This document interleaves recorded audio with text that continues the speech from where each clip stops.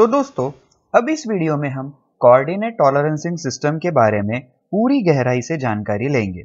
इसके वीकनेसेस और main reasons जिस वजह से हम जीडीएनटी का इस्तेमाल करना स्टार्ट किए और इसके बारे में हम अच्छे से देखेंगे। कोऑर्डिनेट टॉलरेंसिंग ये एक ऐसा सिस्टम है जहां पे हम रेक्टेंगुलर डायमेंशंस टॉलरेंसेस के साथ देते हैं, यानी कि हम सिर्फ हॉरिजॉन्टल और वर्टिकल डायमेंशंस ही देते हैं। जैसे कि हम इस एग्जाम्पल में देख सकते हैं, इस होल के सेंटर लोकेशन के लिए हमने दो डायमेंशंस दिए हैं, 15 प्लस माइनस 0.2, 10 प्लस माइनस 0.2। तो इसी तरह हम देख सकते हैं कि इसके पूरे डायमेंशंस पे हमने सिर्फ प्लस और माइनस टॉलरेंसेस दिए हुए हैं, यानी कि ये डायमेंशन सिर्फ हॉरिजॉन्टल डायरेक्शन और वर्टिकल डायरेक्शंस में दिए हुए हैं। दोस्तों, अब यहाँ पे हमारे पास ये एक एग्जाम्पल है। तो बेसिकली ये एक फ्लैंज है जिसके ऊपर हमने डायमेंशंस दिए हैं और साथ ही में टॉलरेंसेस भी अप्लाई किए हुए हैं। तो दोस्तों, जैसे कि हम यहाँ पे देख सकते हैं कि हर एक डायमेंशंस के साथ हमने प्लस माइनस टॉलरेंसेस दिए हुए हैं और यहाँ पे ये जो सभी टॉलरेंसेस है ये बायलैटरल इक्वल टॉलरेंसेस दिए हुए हैं। तो दोस्तों, जब हम किसी भी ड्राइंग में इस तरह से देते हैं, तो जैसे कि अभी इस फ्लैंज में अगर हम ऐसा डायमेंशंस और टॉलरेंसेस देंगे तो पार्ट मैन्युफैक्चर होने के बाद किस तरह से बनता है, अब हम उसे देखते हैं। तो दोस्तों, उन डायमेंशंस के साथ पार्ट जो मैन्युफैक्चर होगा वो कुछ इस तरह से मैन्युफैक्चर होगा। अब अगर हम इसे मेजर करते हैं तो ये पूरे डायमेंशंस ये टॉलरेंस के अंदर ही होंगे, लेकिन फिर और ये पार्ट इसका शेप भी मेंटेन नहीं कर रहा है, लेकिन फिर भी ये पार्ट एक एक्सेप्टेबल पार्ट हो जाएगा। क्यों? क्योंकि इसके सारे डायमेंशंस जो है वो विद इन लिमिट्स है। तो इस तरह से कोऑर्डिनेट टॉलरेंसिंग सिस्टम के कारण जो भी पार्ट है, मतलब जो पार्ट रिजेक्ट होना चाहिए वो पार्ट एक्सेप्ट हो जाएगा। जैसे कि यहाँ हम देख सकते हैं, इस पार्ट का फॉर्म भी ठीक नहीं है, इसके डायमेंशंस विद इन लिमिट्स होने के बावजूद भी। तो ये बहुत बड़ा एक डिसएडवांटेज है कोऑर्डिनेट टॉलरेंसिंग सिस्टम का। अब दोस्तों, एक ऑल्टरनेट प्रैक्टिस भी की जाती थी जहां पे हम हर चीज जो है वो पूरा इस तरह से डिस्क्रिप्शन देते थे, हर चीज पे हमें क्या अप्लाई करना है, किस तरह से अप्लाई करना है। तो ये काफी एक लेंदी प्रोसेस हो जाती थी और साथ ही में इसके लिए काफी जगह लगती थी। तो इसमें कुछ ये डिसएडवांटेजेस थे। तो सबसे बड़ा डिसएडवांटेज था लैंग्वेज डिपेंडेंट। अब जब डिजाइनर कुछ इस तरह से लिखते थे तो मैन्युफैक्चर या फिर प्रोडक्शन इंजीनियर और इंस्पेक्टर जो कि इंस्पेक्शन करेगा वो इसे किस तरह से इंटरप्रेट करेगा, इसमें बहुत बड़े मिस्टेक्स होने के चांसेस थे, क्योंकि लैंग्वेज डिपेंडेंसी आ जाती थी। दूसरा रीजन ये था लैंग्वेज डिपेंडेंसी के कारण, और मल्टीपल ऐसा एक ऐसे टाइप लिखने के कारण इसके मल्टीपल इंटरप्रिटेशन हो सकते हैं। डिजाइनर जो पॉइंट किसी एक पॉइंट ऑफ व्यू से बता रहा था, वो मैन्युफैक्चरर या फिर इंस्पेक्टर उसका कुछ गलत ही इंटरप्रिटेशन निकाल सकता है।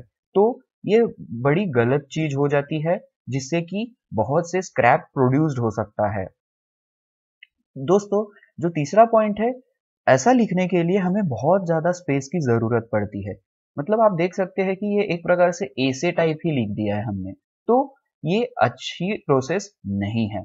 और इन सब रीजंस के कारण इसका टाइम कंज्यूमिंग बहुत ज्यादा होता है इस प्रोसेस में।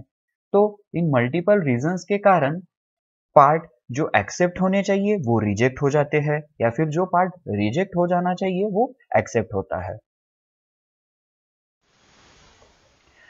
दोस्तों, कोऑर्डिनेट टॉलरेंसिंग सिस्टम जो है वो एक कंप्लीट प्रोसेस नहीं है। वो प्रिसाइजली ड्राइंग इंटेंट को कम्युनिकेट नहीं कर सकती है क्रॉस फंक्शनल टीम के साथ। तो दोस्तों, कोऑर्डिनेट टॉलरेंसिंग में तीन बहुत ही मेजर शॉर्टकमिंग्स है। पहला शॉर्टकमिंग है स्क्वायर और रेक्टेंगुलर टॉलरेंस जोन, दूसरा है फिक्स्ड साइज टॉलरेंस जोन, और तीसरा है एम्बिग्यूअस इंस्ट्रक्शंस फॉर इंस्पेक्शन। तो दोस्तों, अब हम आगे इन तीनों मेजर शॉर्टकमिंग्स को बहुत ही डिटेल में देखेंगे, क्योंकि ये काफी जरूरी है और यही रीजन है जिनके कारण हमें जीडीएनटी का इस्तेमाल करना पड़ा। तो प्लीज इसे काफी अच्छे से समझ लीजिए। तो दोस्तों जो सबसे पहला ड्रॉबैक है वो है कोऑर्डिनेट टॉलरेंसिंग सिस्टम में हमें स्क्वायर और रेक्टेंगुलर टॉलरेंस जोन मिलता है। तो दोस्तों इस ड्राइंग के लिए अगर हम ये सर्कल को कंसीडर करते हैं, ये होल को, तो अगर हम इसे प्लॉट करते हैं तो इसके सेंटर के लोकेशन के डायमेंशन हमें दिए हुए हैं 15 प्लस माइनस 0.25, 10 प्लस माइनस 0.25। तो अगर हम इसे प्लॉट करेंगे तो हमें कुछ इस तरह से मिलेगा, प्लस 0.25 माइनस 0.25 प्लस 0.25 और माइनस 0.25। तो इस तरह से दोस्तों हमें 0.5 का स्क्वायर टॉलरेंस जोन मिलता है। अब दोस्तों ये जरूरी तो नहीं कि हम हमेशा हॉरिजॉन्टली या वर्टिकली ही जाए, हम डायगोनली भी जा सकते हैं। तो जब हम डायगोनली जाते हैं तो यहाँ पे हमें पता चल रहा है कि इसका डायगोनल डिस्टेंस ये वर्टिकली और हॉरिजॉन्टल डिस्टेंस से ज्यादा है। तो यहाँ पे हम देख सकते हैं दोस्तों, क्योंकि इसका वर्टिकल और डायगोनल डिस्टेंस ज्यादा है तो हम आसानी से ज्यादा टॉलरेंस जोन को रख सकते हैं, लेकिन यहाँ पे वो पॉसिबल नहीं है। जैसे हम यहाँ पे देख सकते हैं कि ये जो शेडेड रीजन है वो पोर्शन जो है वो वेस्ट जा रहा है, वो हमें नहीं मिलता है। और अगर हम इसका कैलकुलेशन करते हैं तो ये टोटल 57% लेसर हो जाएगा दोस्तों। तो जैसे कि हम यहाँ पे देख सकते हैं कि टॉलरेंस जोन जो है वो यहाँ से ग्रेजुअली कम बढ़ते जाएगा धीरे धीरे डायगोनली, और फिर वो कम हो जाएगा और जीरो पे आ जाएगा। तो ये एक इसका बहुत बड़ा डिसएडवांटेज है जिसे हम GD&T में रिकवर करते हैं या फिर चेंज करते हैं। दोस्तों इसका जो सेकंड टाइप है वो है कि इसका जो टॉलरेंस जोन है वो हमेशा फिक्स्ड रहता है।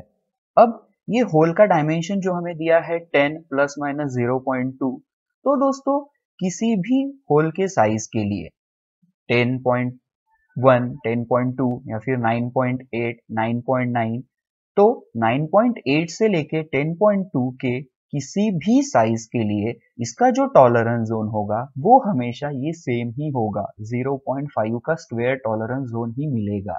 चाहे हम होल का साइज कुछ भी ले लें 9.8 से 10.2 के बीच में, टॉलरेंस जोन जो है वो हमेशा फिक्स्ड होगा। तो ये इसका एक सेकेंड डिसएडवांटेज है। जबकि हम आसानी से डिफरेंट होल साइजेस के लिए टॉलरेंस को फ्लेक्सिबल रख सकते हैं, जो कि हम GD&T में करते हैं, तो वो यहाँ पे पॉसिबल नहीं है। अब दोस्तों इसका जो तीसरा डिसएडवांटेज है वो ये है कि हमें इंस्पेक्शन के वक्त एम्बिग्यूअस इंस्ट्रक्शंस मिलते हैं। एम्बिग्यूअस इंस्ट्रक्शंस मतलब कंफ्यूजिंग इंस्ट्रक्शन। हमें नहीं पता होता है कि हमें पार्ट के सेंटर, मतलब अगर हम इस एग्जांपल की बात करें तो इस सर्कल को हम किस तरह से इसके लोकेशन को मेजर करें।